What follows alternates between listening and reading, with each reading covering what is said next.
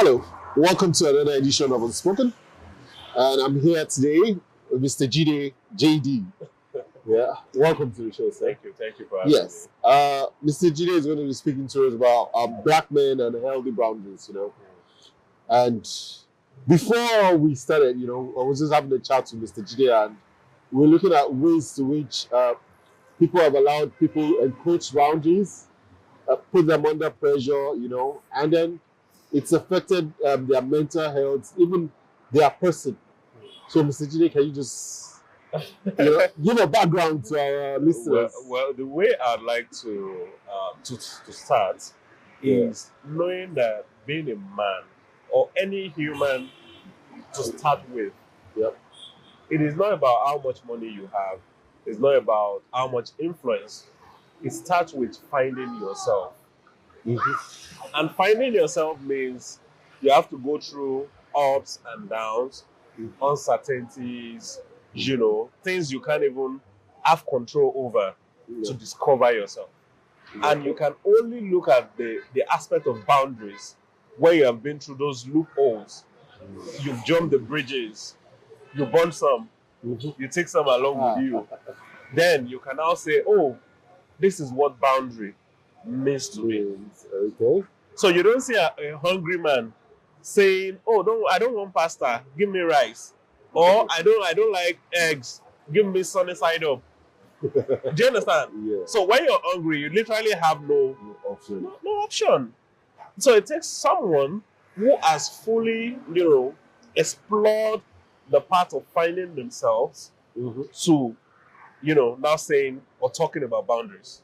Okay. Do you understand? Yeah. So boundary in itself is a response, or more like a key, like all these KPIs, performance indicator that you have done the work. So now say, I have boundaries. So I won't let you do this. When you do this, this is what I do. So leave being a man out of it. Generally speaking, we should all even goats and animals, they have boundaries. You see, when you walk to a dog that is peaceful and you are being peaceful with the dog, you coexist. But the day you try to attack the dog, especially if it's a Rottweiler, it fights back. Yes. And that talks about boundary. It says, oh, I've allowed you to do this much. But the moment you encroach this area of me or this aspect of me, I react. And nobody should feel, bad for reacting to people crossing their boundaries. But, in this part of the world, we feel like we're one family, and then when you're trying to draw boundaries, set boundaries, some people might see you as being aggressive, being on court. They might have issues when you do what you do. I think there's a fundamental of what culture and society is to that aspect. Culture shapes people, and society kinds of sets standards for people. So we're Africans, we're black people. Oh, you don't talk back when a man is talking to you, or when a grown man is talking to you. You don't raise your head when someone is talking to you. Yeah, those are fine for your culture. But when someone keeps making you feel like a fool, keep stepping on your boundaries, stepping over your boundaries, and you're still supposed to conform to what culture is. That's why a lot of people die with a lot on their mind. They don't like what is going on, but they can't talk. So when your voice is being suppressed because you're trying to say Hail Mary to culture, you're trying to say well done sir to society, and at the end of the day, you realize you're so light, like a paperweight. Why are you so light? Because they just shove you to the left, to the right. There is no purpose. There is no firmness. Now, when we're taking the frame of men, men should be firm. When you say yes, your yes is your yes. Before a man should speak, you should first process your thoughts. Then you speak. So when I hear a man speak, I believe he has done the work of processing it. So when he says no to a request, I don't say, why would he say no? most times we don't hold them the reason why we're saying no, except they're asking for feedback. Because a lot of people think they're entitled to your responses. Some people feel when they ask you for such favors that you are in a position to do it and you should do it. Position to do it. That's more like, it's more like saying, I know say you get money now. Waiting be 10K where you know if you give me. But I have money based on what you can see. You don't put into context what you cannot see. So I remember when I was in school, penultimate year, as a geologist, you know, we needed to go on field trip. We needed to go to, I think, Lagos for a conference. Of course, I was raised, you know, not with any spoon, let alone a silver spoon. So there's this uncle I still have him, obviously. I reached out to him. He worked in Shell. Anybody who works in Shell has money, you know, in our head, growing up. So I reached out to him and I said, uncle, I sent a text because he wasn't taking his call. Oh, I would like you to do me this favor. We're going for a conference. I don't have the money. Could you please help me out with this? And he sent a message back. He said, hi, Jide. I will not be able to. I still remember very well. Because then it broke my heart. But it made me the man I am today. I would not be able to support your request at the moment. Thank you. So I'll go over that text over and over. I'll be like, I would not be able to support your request at the moment. It felt to me like a prepared speech. like you had to sit down and think, how do I respond to this guy in a way that he just gets it? Mm-hmm. But the reality didn't dawn on me until I started living life.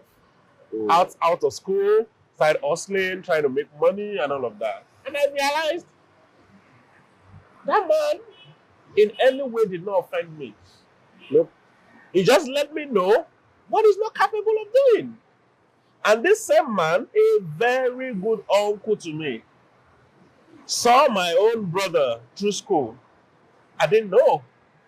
Not until my brother had graduated, saved, gotten a job, started having kids.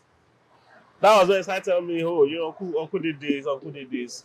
Then I realized, I must have been so foolish. If I had known that, I wouldn't have even messaged him to say I need help. Because he had done what he thought he could do. Do you understand? Yes. But it wasn't meant to you. So, you know, the thing is that some of them do not even know what your financial position is. They try to judge you by what they see. And like you've said, there's a lot that they are not seeing. Obviously. But when society judges you in that way, how do you handle it? I think every man should know their size of plate and the kind of food that can fit into that plate. For me, society has never belonged in my plate. That's the truth. Okay. The society has no portion in my plate. Because I chose the plate and I chose the meal in the plate. Why? Because there's this Obey song. Baba gun kete kete. When Baba came down, Omo gun kete kete, they said the Omo was disrespectful. The Baba should be doing the kete kete. Both of them came down. They said, are you guys stupid? Why are you leaving the kete kete? It's meant to be ridden. Why are you not riding the kete kete? They rode the kete kete together. People say, do you want to keep kete kete? So there's nothing you do that would actually sit down well with the society. Because who is the society? You and me. If I ask you, how do you like your rice served? You might say rice and stew together. I would say, I like vegetables. Put it in another, in another plate or bowl and give me rice. Someone else will say, I don't like white rice and stew. Do jollof. Someone will say, I don't like jollof. Give me concussion. So at the end of the day, society is just us human having different views, opinion, different perspective. So if you're trying to fit into the society, that means you're trying to be who you are not. That's why I started with, you must find yourself as a man. So when society says, oh, JD, you should have done this, I'm like, oh, okay, thanks for your opinion. I think I'll sit with my decision making. Then when I learn my lesson from my decision, I'll learn to know, oh, that does not conform to my person. I don't have anything against mentors, coaches. It's good to have coaches and mentors. But trust me, you learn a lot from mentors, you learn a lot from coaches, but you learn a lot more from yourself. So men should go on a journey of self-discovery Yes. and pick the positives from all sides and then evolve at every point. Yes. So they should practically unlearn bad behaviors and then relearn new ones.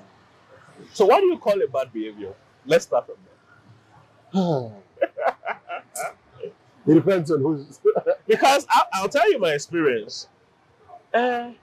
Say, nǹkan kékeré ló máa bí Jide nú, and that's a very bad habit. I'll be like, nǹkan kékeré ló máa bí Jide nú, and that's a very bad habit. You pushed my button. People gaslight you. Yes. You know? And it's one thing Africans need to actually get rid of. When you see manipulative people, they find ways to make you feel like you are mad. Yes. So when you say bad habits, is it bad because it does not conform to your own way of life? Yeah, I would say bad because it doesn't conform to the laws of man and nature. Good, because those principles rule the world. Yeah. So if I'm doing something that is legally, let's say legally bad, and morally permissible, even though in some cases you can't have that. So you can have something morally bad, but legally all right. Yes. Do you understand? Yes. And then it has to be with finding yourself also say you now have core values. Things you wouldn't do without. Yes. Your natural response to things. Yes. Do you understand? Yes. So when you naturally respond to things based on you having found yourself, it might not conform to the society. And they'll hate you for it. So, you'll just view as a divergent. You know? Yes. So, what advice would you give men generally that are listening to you? What advice would you give to them? Because, you know, it's not going to be easy for them to set those boundaries. They are going to make friends, they will make enemies. They will lose love, they will lose friendships. They will lose different ships. Obviously. But what would you say to them to keep them going? I'd say, one, any well-meaning person to themselves. You know, you can be well-meaning but not to yourself. Yeah. Any well-meaning person to themselves should learn to audit their day. That is the first thing as a man. Audit your day. Before I sleep, I start from the beginning of the day to the end. And I look, oh, how did I navigate today? Who did I offend? Who should I have spent more time with than what I did? Who should I have not allowed into my personal space? You know, sometimes you have some people, I won't call them friends, some people who have access to you, and they actually do not bring any positive energy. No values. No, they might actually be bringing some value, at least somebody to say hi to. That's a value, you know, in this world of the internet and people being distant. Yes. You know, but they don't contribute anything optimistic to you. Yes. And you just realize after the day that the pessimistic view of this person has actually ruined my day. Yes. And it made me feel less of myself. It made me feel powerless. It made me feel like I can't achieve anything. So my advice is audit your day. Every day you wake up and want to go to sleep, ask yourself, how did I feel when this person said this? What was my response? Because life is 20% of what is happening to you, and 80% how you react or respond to it. Yeah. That's Pareto's principle. It's in economics, it's in HR, it's in everything. So when you respond to people based off what they give to you, and it takes a portion of you, a huge chunk of you, that makes you feel less of yourself. From auditing your day, you learn not to do that next time. And that, in fact, is finding yourself. And over time, you start to set boundaries based on those discoveries from auditing your day. Do you understand that? Yes. So that's my advice. Always auditing. Each day. From auditing your day, it's like you have a warehouse where you have machineries. There's always maintenance, you know, The maintenance schedule. log. Yeah, schedule. Yeah. So after every 3 months of use, you're supposed to change your oil. You're supposed to call a technician in. So you know auditing your day means you just want the machine to run. And the machine will not keep running. It wouldn't be at its optimum. If you didn't run. Exactly. And when it breaks down, production ceases. And you don't make money. So You lose good man hours and time. exactly. So over time, you audit your day today, audit it tomorrow, take the lessons, take the pain. Because when you audit your day, you feel really pained. You know. And always also, that's number 2, always also ask for feedback. You know, there's something I heard from someone says, when you ask somebody, how did it feels you are less of yourself, or it feels like you have low self-esteem. I said, no. Any person who has grown or evolved, I've always taught to seek people's opinion also. Yes. To now find a balance. Oh, how did even after rendering a job, I'm an entrepreneur. When I do something or I provide a service to you, I would ask you, how did our service make you feel? What was your success rate? Why are we asking these questions? So that we can see your grievances and look at ways we can get better. If I want to get better in business, why should I not get better as a human? Because I control the business. Yes. And I should get better. So audit your day and always ask for feedback. The feedback is not for you just to conform to what they say. It's to look at yourself and ask yourself, where does this complaint, where does it find ground in what I do? Do you understand? Because we are not all right at the end of the day. We need to keep evolving, keep learning, and keep making new decisions to live better. You know. Yeah. Mr. Jide, it's been very insightful. I think I've learned one now, so yes, I'll start auditing my day. Very well. It's a must. And get to the feedback. It's a must. I do recap, but auditing is another way to. So it shouldn't just be a recap. And women do it better. You'll be surprised. Oh. My wife does it better. In the middle of the night, she just wakes up, she grabs her diary, which is forbidden, by the way. I don't know what she writes in there. She writes it down. And someday I asked her, what were you doing? Writing how my day went, what I learned, what I like to change. And man, we believe so much in our brain sometimes that we don't write things down. It's sure for us. It's sure for us. I think we need to start documenting. That's right. Yeah. We need to start documenting, you know. And because we're always hustling, bustling, trying to provide for other people, we leave ourselves behind. Yeah. We leave ourselves behind. From auditing your day, you document, then you can always go back to it and ask yourself, oh, how am I doing? So when somebody says, how are you? Or more. That question. Are they ready? But that's what we're promoting, actually. We want men to be able to find spaces where when they ask the question, how are you? They're able to give a befitting answer, not just say fine. They're able to say, oh, yes, this is what is happening. This is what. Because a whole lot of men are bottling things up, they are killing them. Very well. And that's what we're encouraging. Very well. And it's been a very, very wonderful show, and it's been insightful. Thank you for having me. Guys, I'm sure, I don't know for you, but I enjoyed this session with Mr. Jide. Thank you very much. Hopefully we should be having him back very soon. I'll be glad to. I think you'll provide more insights. All right, so till we have you on the next edition, have a swell time. Cheers.